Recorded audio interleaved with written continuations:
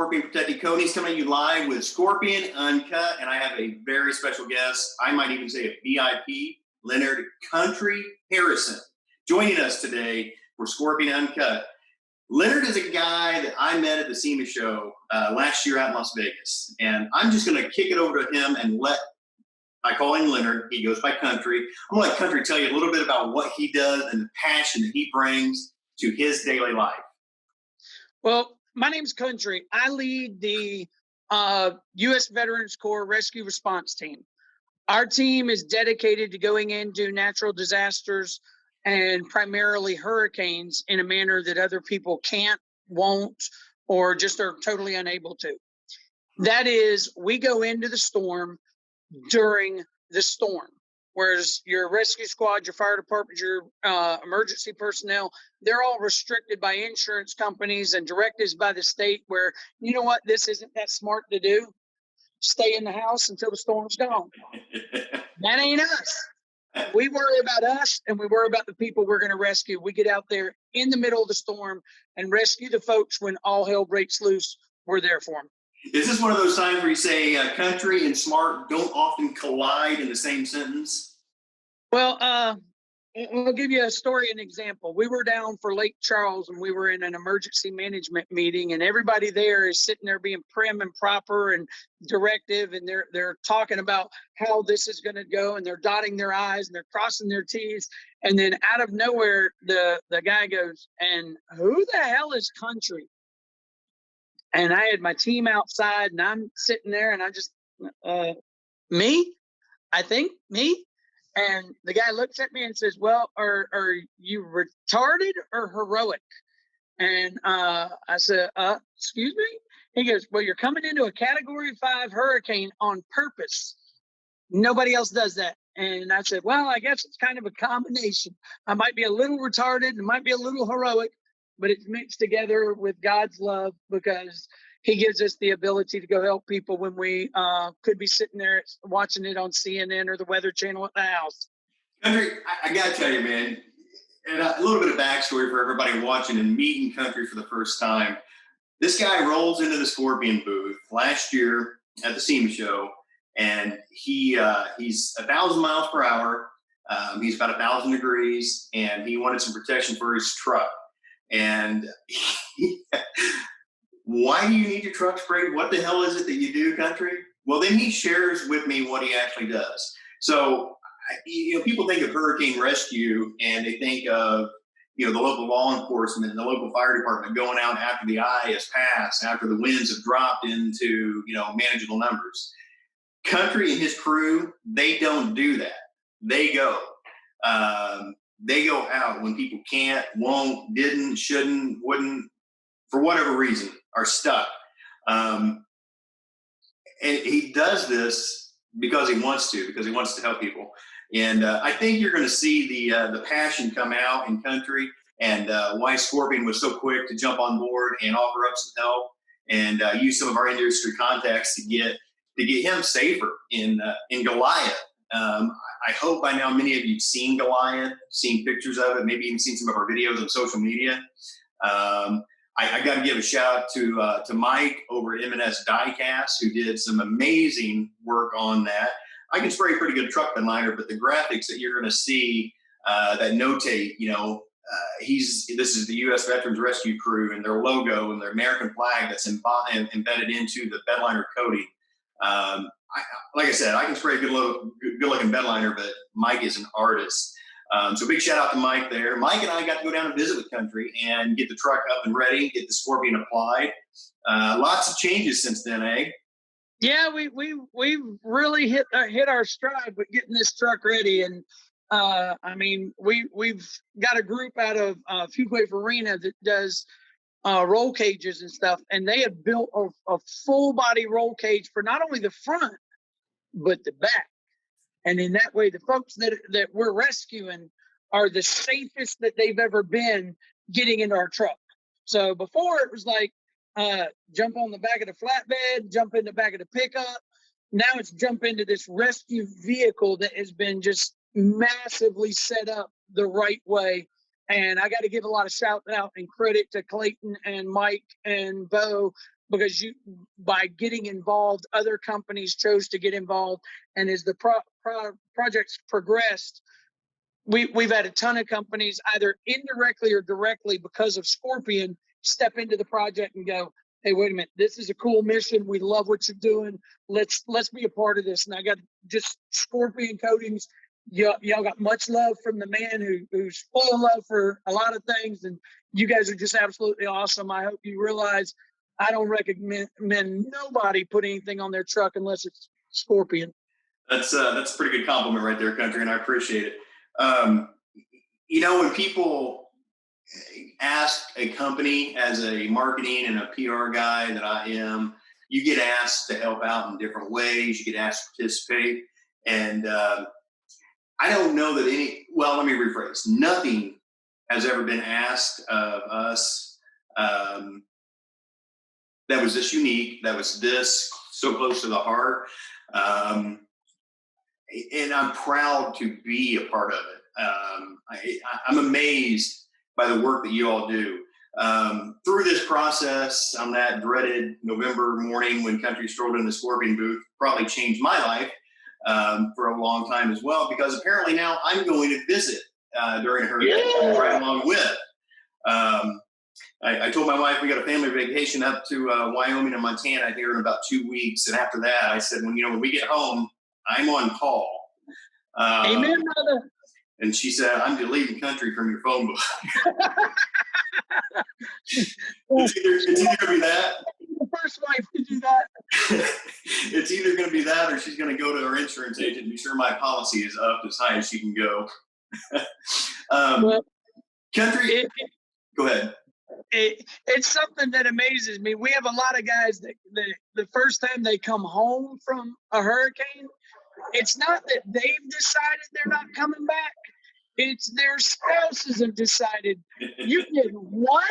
Are you nuts? Is there something wrong with you? You're never going back. I've even had this spouse call me before saying, forget my husband's number. Don't you ever call him back again. You guys are nuts. I think you can see the passion that Country brings to the table. And it was easy. It was an easy decision for us to jump on board and to participate, help with something like this.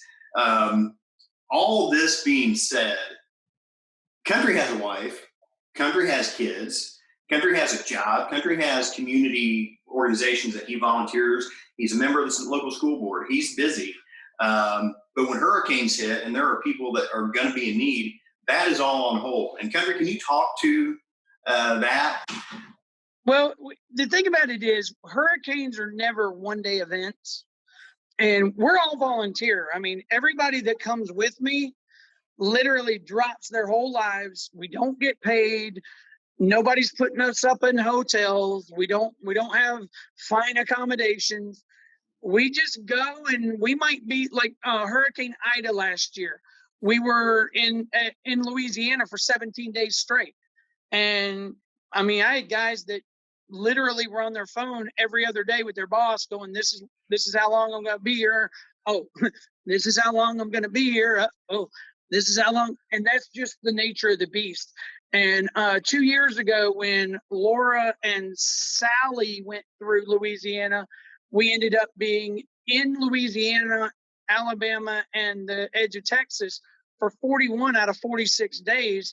And we just drop everything and we go. And I run a small business, and my business, my customers know when a hurricane comes, you're going to get me intermittently, but you got to call home office and deal with them when I'm gone, because I know my first mission is the mission given by him. And if he's put me in a place where I've got to go help people, I can't be like, well, y'all have had enough help, I'm out, if I still see the need for us being there is there. And we've got some guys that'll show up for 6 days, 3 days, and then they'll leave, and then they'll come back. And then we got other guys that they'll show up, and then 4 days later they're gone. But we stay on site until we're done with whatever we've got to get, because it's not just helping them at the initial when all hell's breaking loose. Sometimes it's stuff as simple as sitting down and praying in the middle of what was their yard, praying with them and giving them a hug. And it's just like, you have to see how you are asked to serve. And that's what we try to do. We try to make sure we can get them up on their feet before we leave. And sometimes my director is like, you got to come home. You're being there too long. But it's just like, guys, when you step out and you see the pain and the devastation that people go through, it really hits you at the heart. And sometimes the mission lasts longer than you expect it to. Okay. Well, I think you're probably already able to tell the country and I could go on talking for hours, days on end. For the purposes of this video, I think we're going to make this a multi-part video, and we're going to do part one. So there's a couple things that I got to get out. First off, country's a veteran. I'm a veteran. Having that need to serve, desire to serve, I think speaks to the volumes of the work that he does. Most of your volunteers that you coordinate with and kind of lead into these storms are veterans. Is that accurate? That's very, very accurate. Almost all of them. Okay. I always find it fascinating how the need to serve in some capacity pulls at the heart and what direction that can take you. I think halfway jokingly when we met in SEMA show, I had said I was interested in riding along with, and it's become a desire now where I don't want a hurricane to hit our country, but there's a passion to go out and see his team, what they do, how they do it. It's not just a matter of rescuing people as well. The qualifications that these guys have from first aid, from emergency medical. Country, you're even working with and trained and had equipment on power lines. Yeah. I mean, this is an all-inclusive crew that goes out as a volunteer. They don't get paid. Something that I feel I have to do right now. A typical hurricane costs you $6,000, $7,000, $8,000. Well, prior to this administration and inflation and everything, we're talking $2,500. Okay. We're looking at fuel costs today. A hurricane may cost us as much as $5,000 to $7,000. So we can't do anything as far as rescues, guys, about the fact that our trucks run on diesel. Yeah. Because I haven't mixed up that magic fairy dust that'll go in there and it'll run without it. But for us to do what we need to do, we're talking $5,000 to $7,000 every single hurricane, and we don't do just one hurricane a year. My wife really wishes we did, but every single hurricane, we're there, and what we can't get sponsorship for or assistance with comes out of my pocket. So, and it's not just my truck, because we may have 4 or 5 trucks there that all have to have gas or diesel. And some of my guys just go, hey, look, I can come. Somebody's paying for my fuel because I ain't got it. And I can't pull it out of my budget. So those are things we have to step up. And it becomes rather expensive for the organization, the sponsors, and myself when you put all that stuff together. And it can be interesting. Okay. Well, Scorpion wants to help with that. I think in more ways than putting some gas in your tank. We got a pretty big network, and I think our network might want to help as well. So for those of you watching, I don't have the details worked out just yet on the best way to do that. That is in my to-do list to get that done ASAP. Hopefully, maybe by the time I actually get this video published and out on social media, I will have you a set of instructions to help. Send $50, send $100, send $75, whatever it is you can do. It's the passion that these guys have, that they can go out, do what they do, and not only do they do that, then it's costing them money. So let's try to help them out a little bit. Country, you've seen a lot of stuff. Give me a number. Human rescues. In my truck alone, 1,058 people and 600 pets. 1,058? 1,058 human beings have gotten into my truck to get out of harm's way during the middle of a storm or during the process of a storm, to get out of the floodwaters, to get out of where we've got alligators, to get out of all these different things. We've got 1,058 people we've picked up and put into our truck and taken them to safety, and 600 pets, because we don't allow you to get into our vehicles to go to safety if you're going to leave Fido or Charlie or Snowball sitting at the house not being taken care of as well. I think when I first got to know Country, I was scrolling through some of the U.S. Veterans Crew Instagram posts. There was a picture, and I think you're gonna see it popping up on the screen now. Country's got what looks to be a 7-8-year-old child in his arms, and clearly it's middle of the night. Clearly there's a storm raging.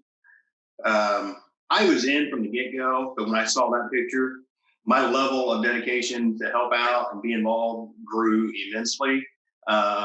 It's such a powerful picture. And Country, with 1,158, I'm sure you've got more stories, endless stories. That particular one still hits me right here, because that family that child came from, they had just lost their grandpa and their dog that day because their car turned over in a ditch and the water filled up before anybody could rescue grandpa out of the car.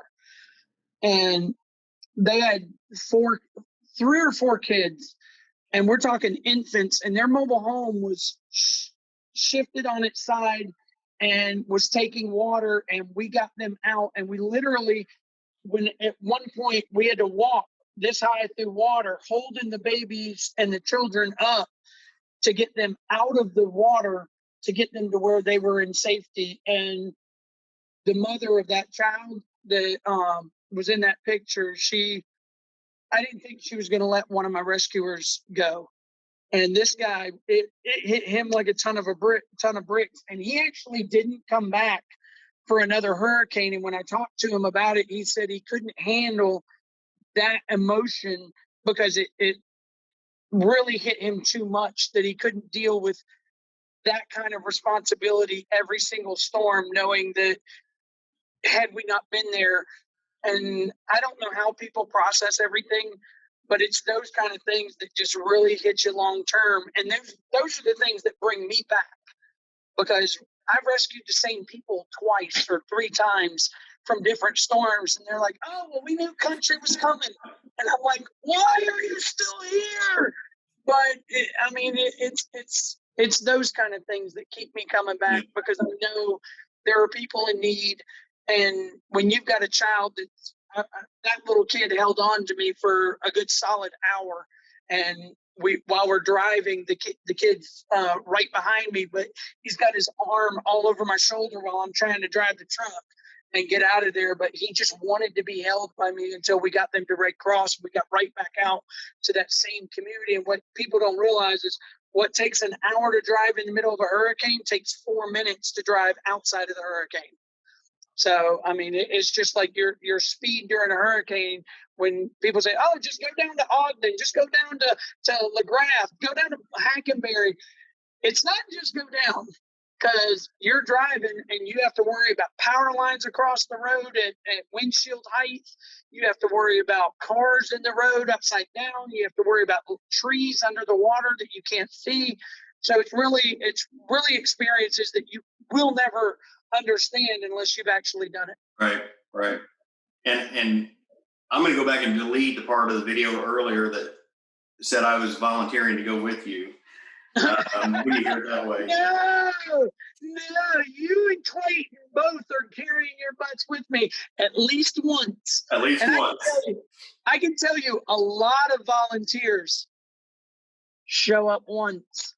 And one of the things about it is, I don't care whether somebody's back at the house supporting us, back at our headquarters, at our logistics where we are supporting us, or out in the field supporting us during the middle of the storm. We need everybody. So I don't hate on guys that go, dude, not for me, never again. And it is just like, if it's for you to be there in the rage and the storm and that's fine. I'm good with that. But if it's, you know what, hey, look, can I manage your communication back here in the little building? That's fine too. We just want folks who know that there's a reason that we got to be there. Okay. I think you came back, I think, the last day of the SEMA show, just to confirm we had everybody's contact. And I think that was the point at which I had asked about riding along with you. And keep in mind, this is a PG-13, slightly rated R video. When I asked you about riding along with, I think there was an expression that was used about truck partners. Do you recall that, Country? No, I don't. No, I don't. It made me question the request I just made about riding along with. I tell you what, Country, your passion, your drive, your heart, it is amazing. I think for the purpose of our video, I want to wrap up part 1. But in wrapping up, how can people find you? How can people reach you? Well, we've got 2 ways. You go to Instagram and Facebook and YouTube and look up the U.S. Veterans Corps. And if you're looking for our team, it's the first year we're going to be able to do live footage, 4K, 360 degrees around our vehicles.